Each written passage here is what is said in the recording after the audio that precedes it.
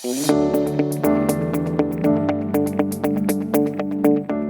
been given these boxes and they're so excited about them, but they just still don't know what to do with them. It's been a priority of ours to introduce physical computing into school. I had to teach myself how to use them, which was not ideal. Things like the operation game and those different projects that we can see can be brought straight away into school. It was amazing to see how easy they can be integrated into what we're already doing actually.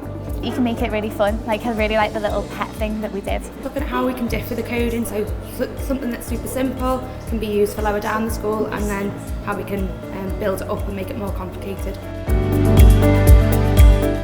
We're already looking at not just within lessons but how we can use them for things like the Daily Mile. We've seen a lot of other activities we think we'd like to suggest to the computing lead to do. They had time to play and they could work out how that play related back to the curriculum.